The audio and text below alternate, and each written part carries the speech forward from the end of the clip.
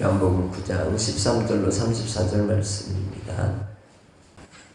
그들이 전에 맹인이었던 사람을 데리고 바리새인들에게 갔더라. 예수께서 진흙을 이겨 눈을 뜨게 하신 날은 안식일이라. 그러므로 바리새인들도 그가 어떻게 보게 되었는지를 물으니 이르되 그 사람이 진흙을 내 눈에 바르매 내가 씻고 보나이다 하니, 바리새인 중에 어떤 사람은 말하되 이 사람이 안식일을 지키지 아니하니 하나님께로부터 온 자가 아니라 하며, 어떤 사람은 말하되 죄인으로서 어떻게 이러한 표적을 행하겠느냐 하여 그들 중에 분쟁이 있었더니, 이에 맹인되었던 자에게 다시 묻되 그 사람이 내 눈을 뜨게 하였으니 너는 그를 어떠한 사람이라 하느냐. 대답하되 선지자니이다 하니, 유대인들이 그가 맹인으로 있다가 보게 된 것을 믿지 아니하고 그 부모를 불러 묻되 이는 너희 말에 맹인으로 났다 하는 너희 아들이냐? 그러면 지금은 어떻게 해서 보느냐? 그 부모가 대답하여 이르되 이 사람이 우리 아들인 것과 맹인으로 난 것을 아나이다. 그러나 지금 어떻게 해서 보는지 또는 누가 그 눈을 뜨게 하였는지 우리는 알지 못하나이다. 그에게 물어보소서. 그가 장성하였으니 자기 일을 말하리이다. 그 부모가 이렇게 말한 것은 이미 유대인들이 누구든지 예수를 그리스도로 시인하는 자는 출교하기로 결의하였으므로 그들을 무서워함이러라. 이러므로 그 부모가 말하기를 그가 장성하였으니 그에게 물어보소서 하였더라. 이에 그들이 맹인이었던 사람을 두 번째 불러 이르되 너는 하나님께 영광을 돌리라. 우리는 이 사람이 죄인인 줄 아노라. 대답하되 그가 죄인인지 내가 알지 못하나 한 가지 아는 것은 내가 맹인으로 있다가 지금 보는 그것이니이다. 그들이 이르되 그 사람이 네게 무엇을 하였느냐? 어떻게 네 눈을 뜨게 하였느냐? 대답하되 내가 이미 일렀어도 듣지 아니하고 어찌하여 다시 듣고자 하나이까? 당신들도 그의 제자가 되려 하나이까? 그들이 욕하여 이르되 너는 그의 제자이나 우리는 모세의 제자라. 하나님이 모세에게는 말씀하신 줄을 우리가 알거니와 이 사람은 어디서 왔는지 알지 못하노라. 그 사람이 대답하여 이르되 이상하다. 이 사람이 내 눈을 뜨게 하였으되 당신들은 그가 어디서 왔는지 알지 못하는도다. 하나님이 죄인의 말을 듣지 아니하시고 경건하여 그의 뜻대로 행하는 자의 말은 들으시는 줄을 우리가 아나이다. 창세 이후로 맹인으로 난 자의 눈을 뜨게 하였다 함을 듣지 못하였으니 이 사람이 하나님께로부터 오지 아니하면 아무 일도 할 수 없으리이다. 그들이 대답하여 이르되 네가 온전히 죄 가운데서 나서 우리를 가르치느냐 하고 이에 쫓아내어 보내니라. 아멘. 우리는 이 사회의 구조 속에 살아갑니다. 이 사회의 구조는 그 자체의 체제를 유지하기 위해서 법과 질서를 세우고 그 법과 질서에 합당한 사람만이 살아갈 수 있게 이제 이루어가게 되죠. 과거에 왕정 시대가 있었고 또 봉건 체제가 있었고 또한 독재 혹은 전체주의 사회의 시대를 보내기도 하였고 공산주의 체제 안에 있는 나라들이 있고 그리고 또한 사회주의 또 민주주의의 체제 속에 있는 다양한 그러한 형태의 구성된 나라들의 모습을 요즘 이 시대를 우리는 살아갑니다. 그런데 그런 체제와 어떤 시스템이 종교적인 부분에서도 나타나게 되는데 유대인들에게 신앙이라고 하는 것, 하나님을 경외한다고 하는 것이 사회의 질서와 또한 종교적인 질서를 유지하고 이어가기 위해서 어떻게 사용했습니까? 성경에 기록된 하나님을 경외하는 것에 초점을 두지 않고 그 말씀 가운데 자기들에게 필요한 부분을 자기들이 원하는 바대로 해석하여서 사용하고 있었던 것이죠. 그래서 제사 제도가 결국은 이 성전에서 재물을 사고 파는 행위에 경제적인 원리를 위한 좋은 수단이 되기도 하였고, 안식일이라고 하는 그러한 이 규례는 백성들을 옥죄고 또한 통제하는 수단으로 사용하였던 것이죠. 요한복음 9장에 나오는 이 실로암 목가에 가서 눈을 뜨게 된 이 맹인이 선천성 시각장애인이었습니다. 태어날 때부터 이제 장애를 갖고 태어났다는 것이죠. 그런데 그가 예수님께로 고침을 받았을 때가 안식일이었습니다. 예수님은 특히나 유독 언제 많이 활동을 하셔요? 안식일날. 안식일날 유독 활동을 많이 하셨습니다. 베데스다 연못가에 있던 38년 된 병자도 안식일에 고치셨어요. 또 여기 나오는 이 사람도 안식일에 고치셨어요. 의도적으로 안식일에 더 고치셨습니다. 그런데 이 안식일에 이제 이 시각장애인이 눈을 뜨게 된 뒤에 유대인들이 이 사람을 끌고 바리새인들 앞으로 데리고 갑니다. 바리새인들 앞으로 데려간 이유가 뭘까요? 너 안식일 범했어. 왜 너 눈 떴다고, 왜 너 그 사람이 시켰다고 진흙을 눈에 바르고 침에 뱉어갖고 눈에 발랐다고 그걸 씻으러 목가에까지 걸어갔어. 이게 죄인 거예요. 안식일에 하지 못할 일을 한 거예요. 이동을 한 거죠. 그리고 안식일에 병 고치는 것 자체가 뭐예요? 죄예요. 안식일에 병 고치는 것 자체가 죄예요. 안식일에 배 아프면 뭐 해야 돼요? 그냥 고치면 안 되고 참고 버텨야 돼요. 그게 하나님이 우리에게 주신 진정한 안식일까요?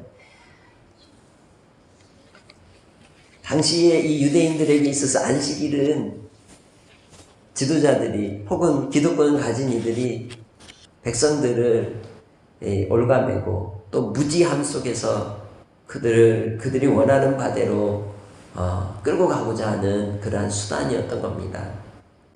예수님께서 이 땅에 오셔서 세상의 빛이, 생명의 빛이, 또 생명의 떡이신, 생수이신 우리 주님이 우리 가운데 오셔서 이루신 일은 그 목줄을 뭐 하신 거예요? 끊어버리신 거죠. 그 목줄이 곧 안식일 규례였습니다.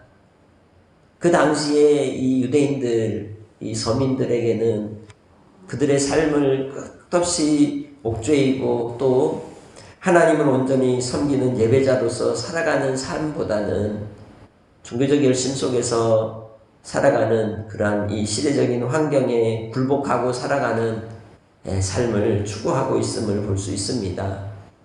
그러지 않으면 먹고 살 수 없었기 때문이죠. 아니면 그 상황에서 쫓겨나는 인생이요, 무너져버린 인생이고 버려진 인생이 되고 말기 때문에 어쩔 수 없이 그렇게 살아가게 되는 것이었습니다.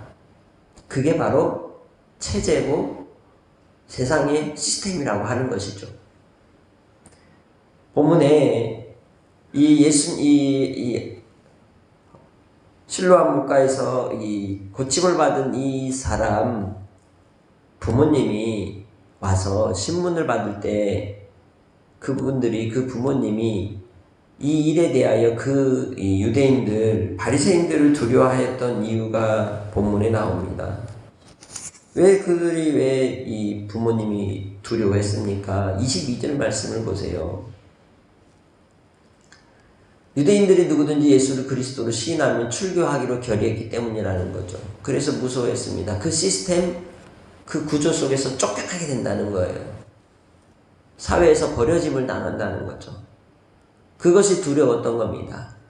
그래서 어쩔 수 없이 그 종교적 행위에 따라갈 수밖에 없고 순응할 수밖에 없고 그래야 먹고 살 수 있고 안정을 추구하기 때문이라는 거죠. 예수 믿는 게 뭐예요? 안정을 버리는 겁니다. 먹고 사는 문제도 중요하지만 먹고 사는 문제를 초월하여서 하나님이 주신 진리의 자유를 누리는 일에 나를 드리는 거예요.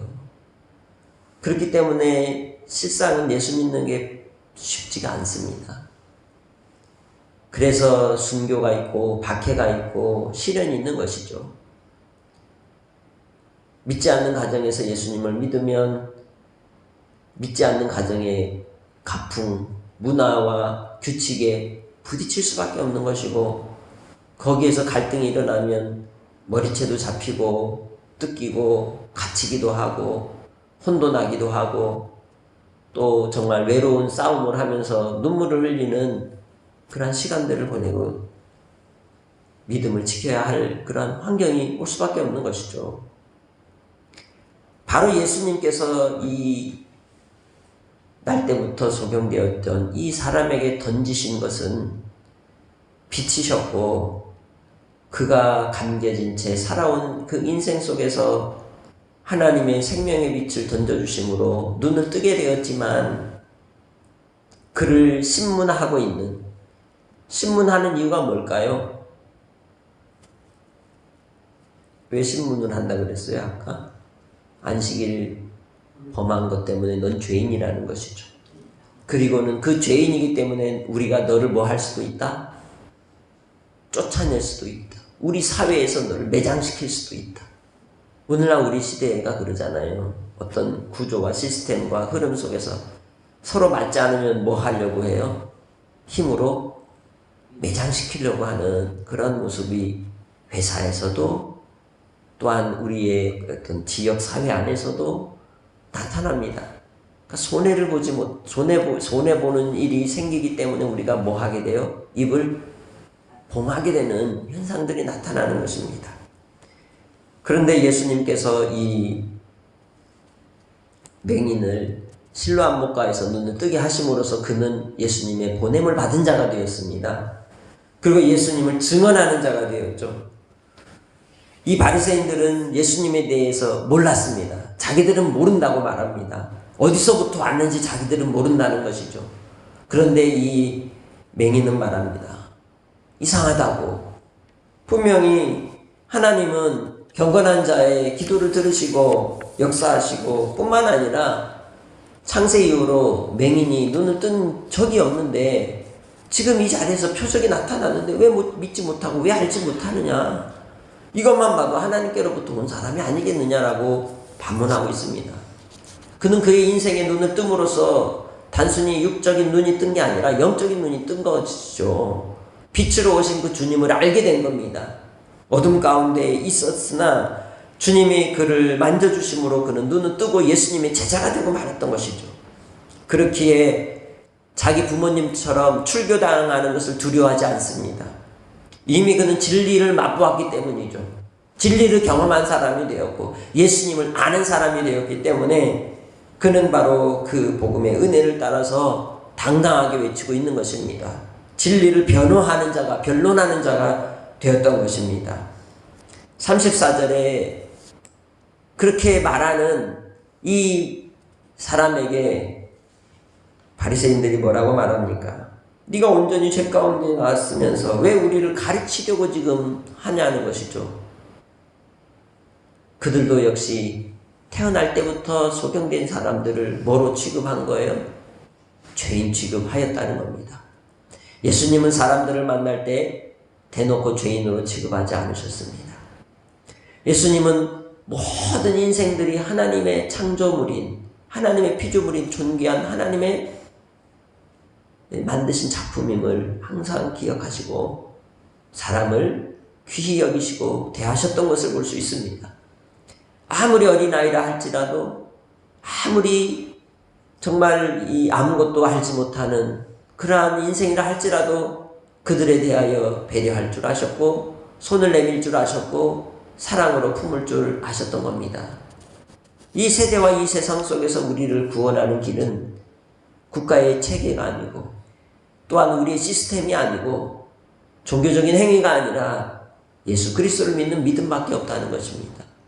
내 인생의 삶의 문제가 눈앞에 닥친 문제가 더 커 보일지라도 그보다 더 중요한 문제는 우리의 영적인 눈이 뜨여졌느냐 뜨여지지 않았느냐의 문제라는 것이죠. 바리새인들은 자기들이 모세를 알고 모세의 제자라고 당당하게 29절에 그들은 그렇게 이제 말씀하고 이야기하고 또 외치지만 결코 그들은 하나님을 바르게 믿고 섬기는 자들이 아니었던 겁니다. 단지 그 시스템의 구조 속에서 자기들의 안위를 위해서, 배를 위해서 살았던 인생이었던 것입니다. 우리도 마찬가지입니다. 신앙생활 할 때 교회 안에 또 우리의 신앙생활의 어떤 구조 속에서 우리가 안위를 찾고 안정된 삶을 추구하려고 하다 보면 진리의 말씀을 벗어나 종교적 행위에 빠질 수가 있다는 것입니다. 그래서 하나님이 그때그때마다 우리에게 고난을 주시고 어려움을 주시고 곤란함을 주십니다.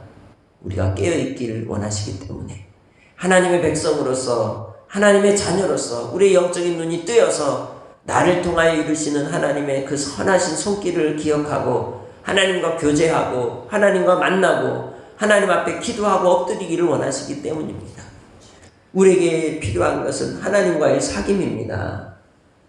이 소경이, 이 맹인이 예수님을 실로암 목가의 만남으로 그에게 생명의 빛을 얻고 그의 삶이 새로워졌던 것처럼 오늘 우리도 주의 말씀을 통해서 또한 주님 앞에 기도함으로 더욱더 하나님께 가까이 나아가는 깨어있는 믿음의 성도들이 되시기를 주의 이름으로 축복합니다.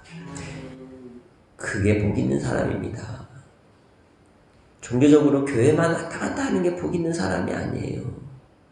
믿음 안에서 우리가 가지고 있는 안위, 안정됨, 그리고 편안함을 버리고 계속 몸부림치며 깨어있고 하나님을 구하고 하나님을 찾고 두드릴 수 있는 고난이 있는 게 오히려 복일 수 있다는 겁니다.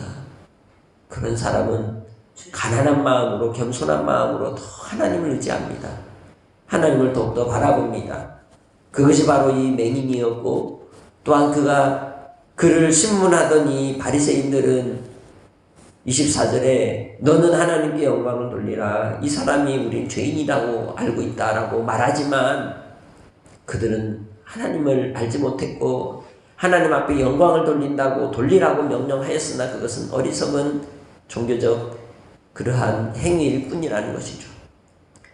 오늘 하루를 우리가 믿음으로 살아갈 때에도 우리의 영의 눈이 열어져서 하나님의 뜻을 분별하기 위해 기도하시고 또한 하나님과의 깊은 사귐의 시간을 주심에 감사하며 하나님의 그 사랑 안에 오늘도 그 마음의 위로를 얻고 다시금 하늘의 소망을 따라서 힘있게 한날을 승리하며 살아가기를 위해 기도하시고 깨어있는 믿음의 삶이 되어서 보고 있으나 보지 못하고 듣고 있으나 듣지 못하는 어리석은 인생이 아니라 하나님의 말씀 안에 굳건하게 세움을 받는 하나님의 백성들이 되시기를 주의 이름으로 축복합니다.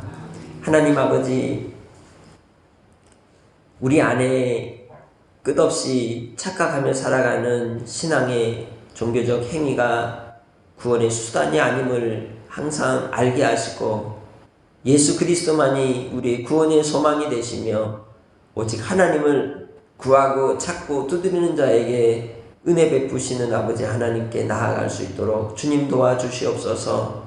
영적으로 깊은 잠에 빠져있는 이 시대 속에서 아버지 하나님 고난이 오고 환난이 오고 시련이 올 때에 주의 자녀들은 더욱 깨어 주님을 바라게 하시고 주님을 더욱 의지하게 하심으로 우리를 향하신 주의 선하심을 맛보아 알게 하여 주셔서 오늘의 한 날의 삶 속에서도 주님이 우리를 이끌어 인도하시는 좋으신 아버지이심을 깨달아 하나님께만 영광이 되게 하시고 순간순간 우리에게 주시는 생명의 말씀을 따라 하나님 앞에 더욱 가까이 나아가며 하나님과의 영적 사귐 속에서 부유함을 누리는 하나님의 자녀들이 다 되게 하여 주시옵소서. 오늘도 아버지 하나님 사람들을 만나고 또한 일들을 이루어가고 환경 속에서 고난과 시련의 문제들을 해결해 가야 될 일들이 펼쳐져 있습니다. 그러나 이를 행하는 여호와 그것을 지어 성취하는 여호와 우리 하나님께서 부르짖고 구하는 자에게 주의 뜻을 이루시고 나타내 주실 줄 믿사오니 아버지 하나님께서 사랑하는 하나님의 자녀들 기도하는 종들에게 은혜를 부어주시고 성령으로 충만케 하사 우리의 갈 길을 가르쳐 보시고 주목하여 훈계하여 주옵소서. 오늘도 우리 기도를 들으시고 영광 나타내 주실 예수님의 이름으로 기도합니다. 아멘.